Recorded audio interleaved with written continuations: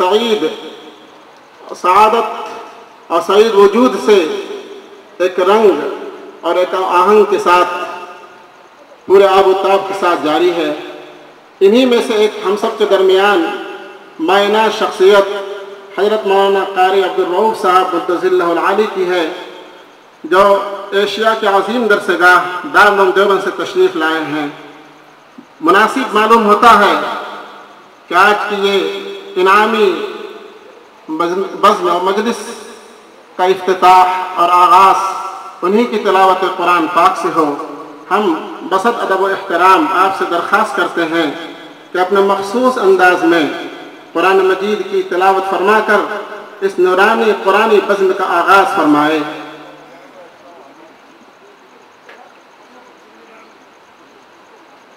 अल्लाह व बरकातुहू।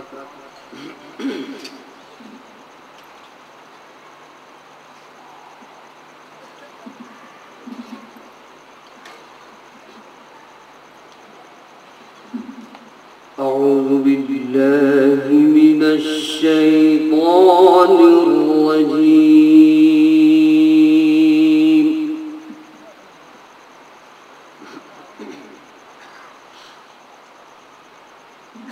बिस्मिल्लाहिर रहमानिर रहीम।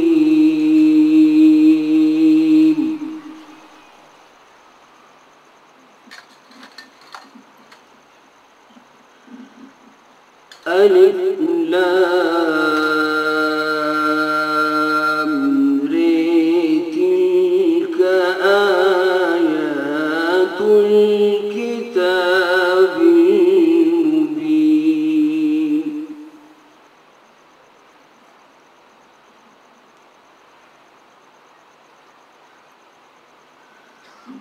इन्ना अंज़लनाहु क़ुरआनन अरबिय्या।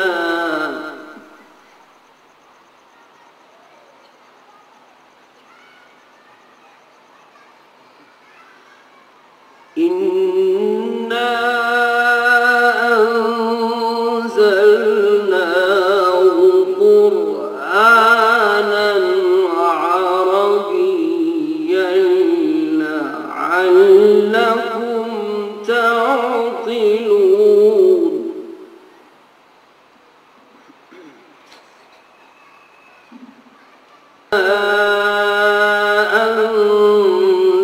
أنزلناه قرآنا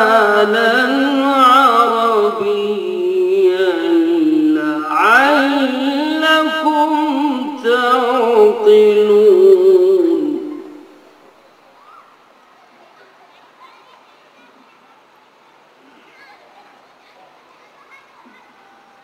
نحن نقص عليك أحسن القصص بما أوحينا إليك هذا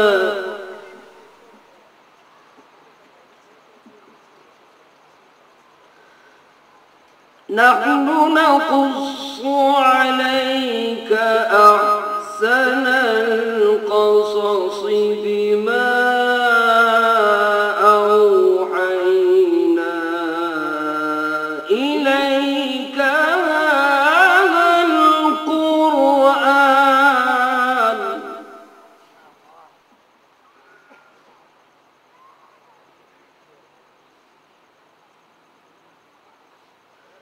وإن كنت من قبله لمن الغافلين.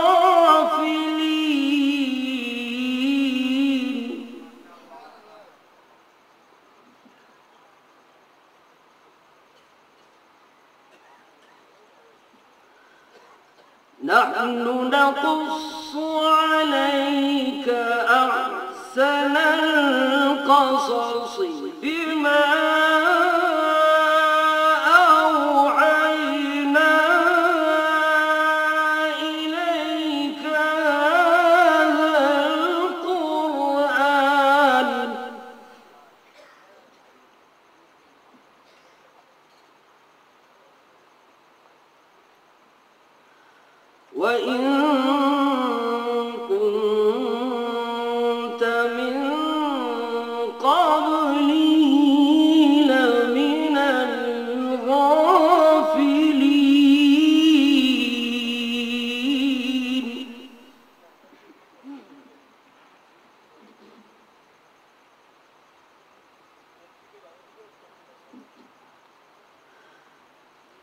قال يوسف لأبيه يا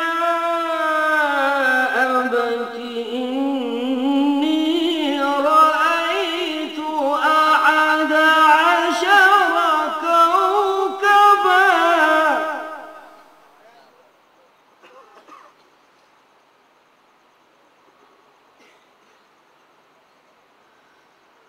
إذ قال يوسف لأبيه يا أبت إني رأيت 11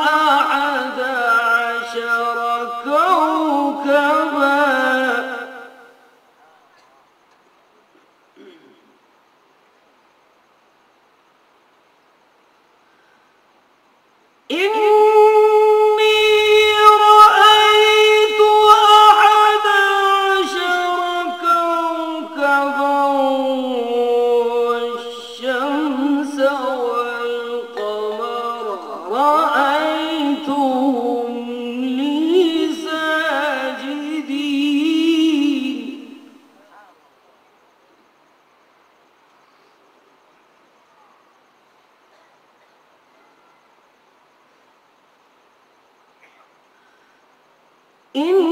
إني رأيت 11 كوكبا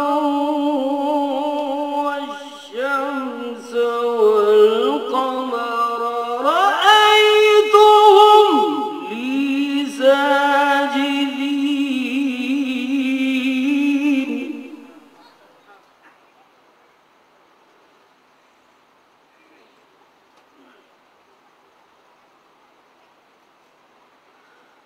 قال يا بني لا تقصص رؤيك على إخوتك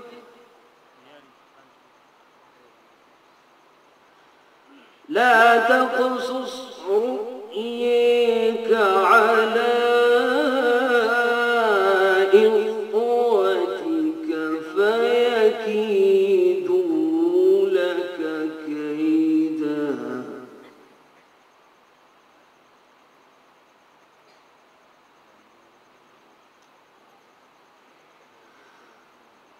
قال يا بني لا تقصص رؤيك على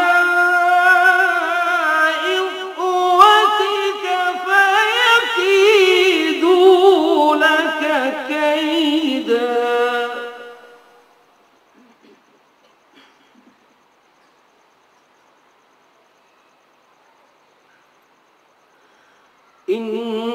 إن الشيطان للإنسان عدو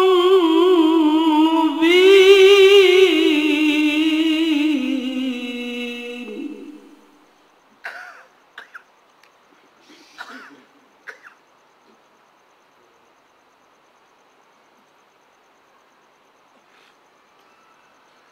قال يا بني لا تقصص رؤيك على إخوتك فيكيدوا لك كيدا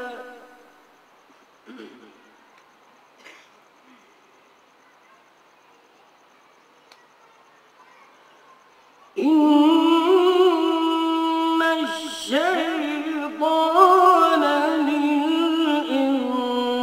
للإنسان عدو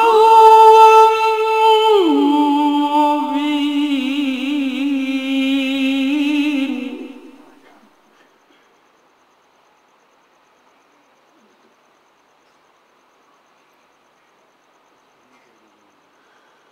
وكذلك يجتبيك ربك ويعلمك من تأويل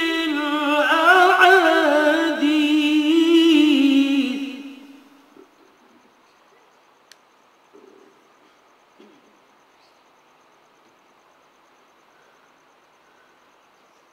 ويعلمك من تأويل الأحاديث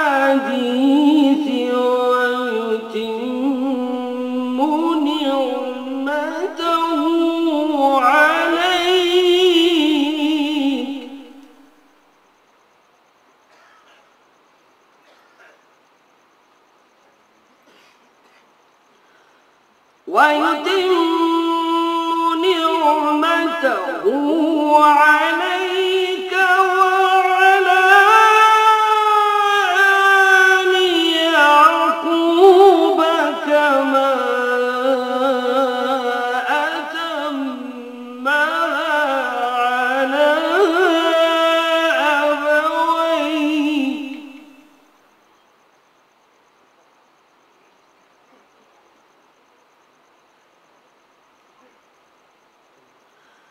كما أتمها على أبويك من قبل إبراهيم وإسحاق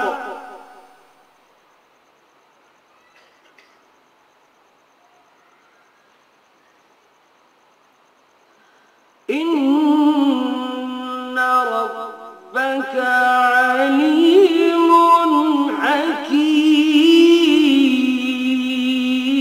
حكيم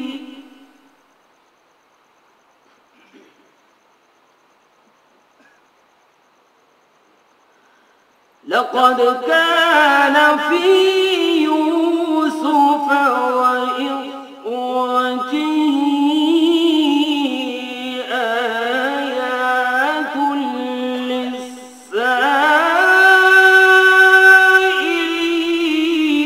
للسائلين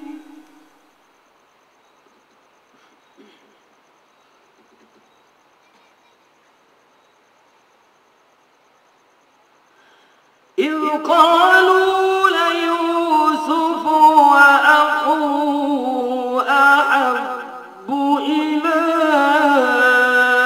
أبينا منا ونحن عصبة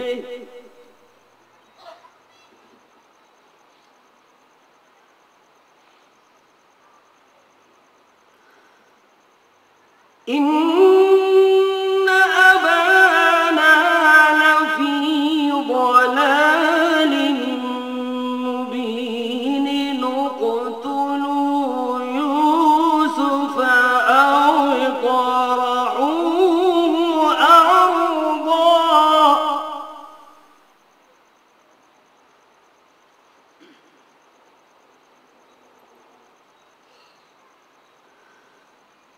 إن أبانا لفي ضلال مبين اقتلوا يوسف أو اطرحوه أرضا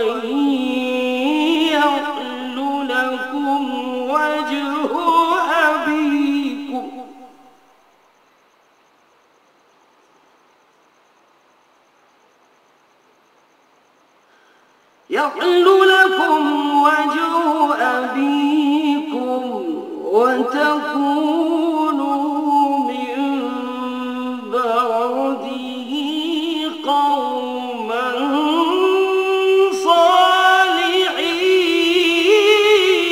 صالحين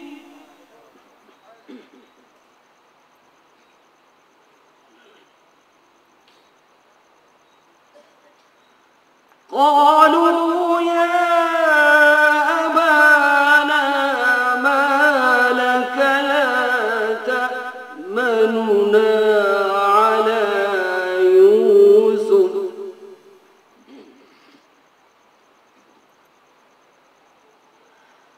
ما لك لا تأمننا على يوسف وإنا له لناصحون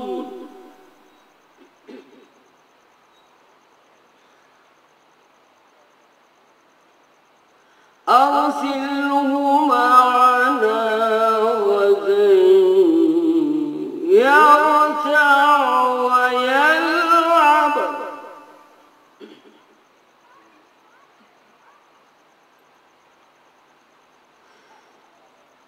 قالوا يا أبانا ما لك لا تأمننا على يوسف وإنا له لناصحون أرسله معنا غدا يرتع ويلعب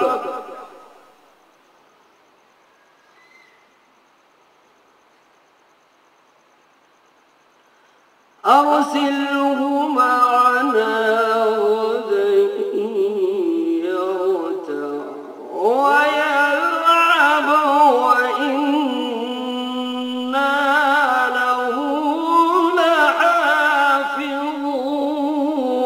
لحافظون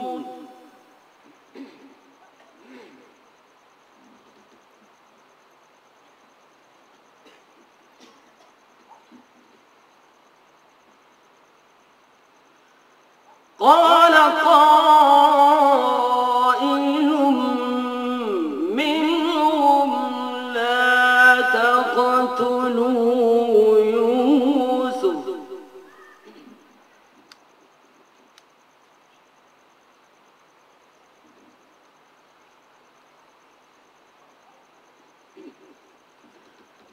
قال قائل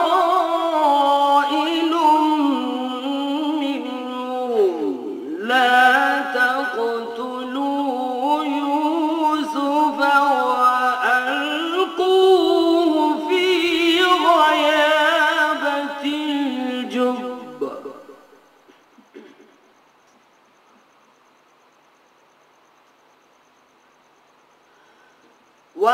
وألقوه في غيابة الجب يلتقطه بعض السيارة إن كنتم فاعلين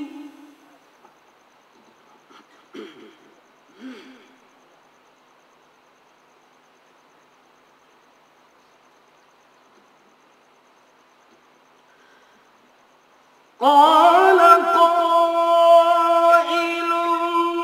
منهم لا تقتلوا يوسف وألقوه في غيابة الجب يلتقطه بعض السيارة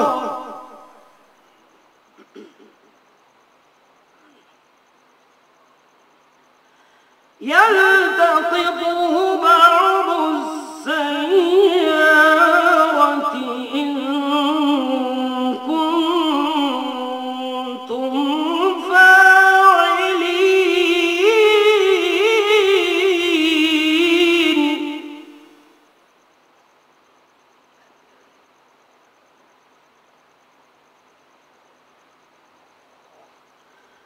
قالوا يا أبانا ما لك لا تأمننا على يوسف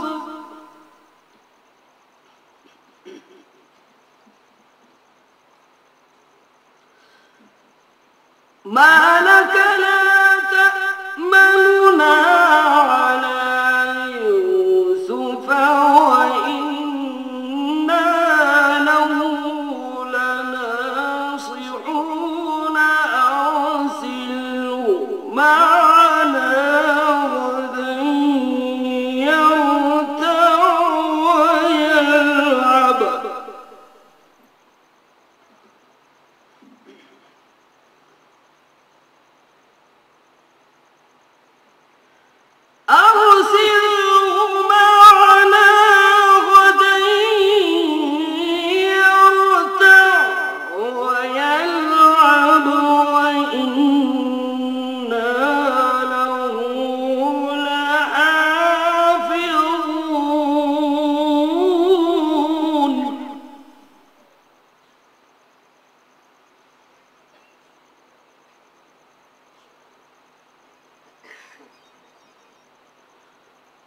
قال إني ليحزنني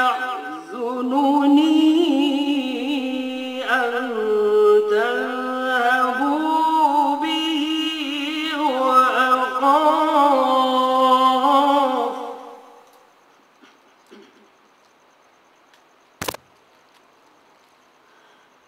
وأخاف أن يأكله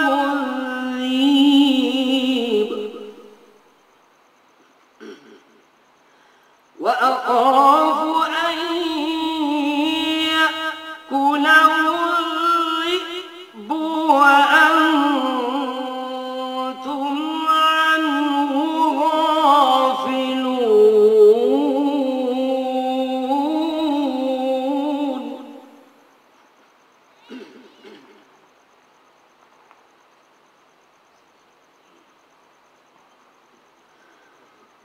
قال إني ليحزنني أن تذهبوا به وأخاف أن يأكله الذئب وأنتم عنه غافلون.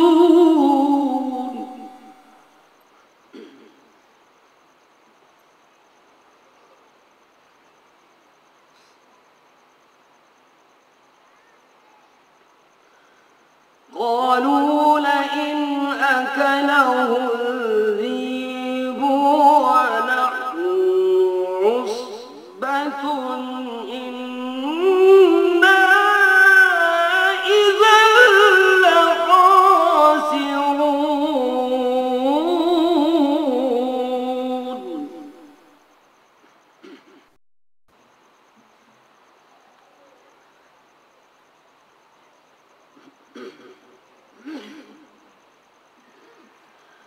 فلما ذهبوا به وأجمعوا أن يجعلوه في غيابة الجب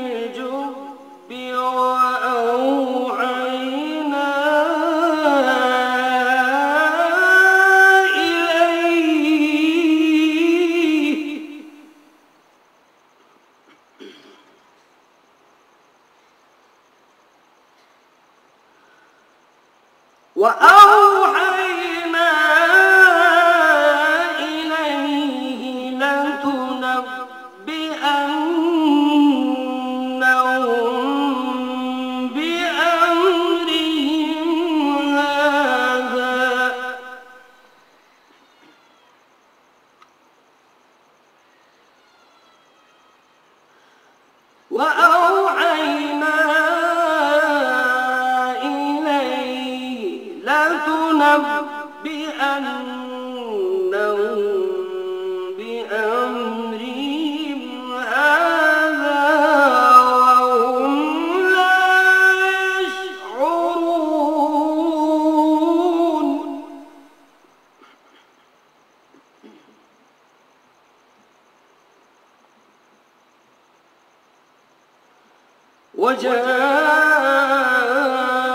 وجاءوا أباهم عشاء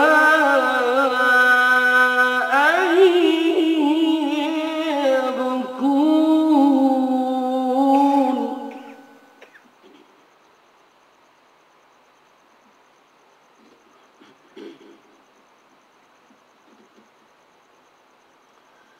قالوا يا أبانا إنا ذهبنا نستبق وتركنا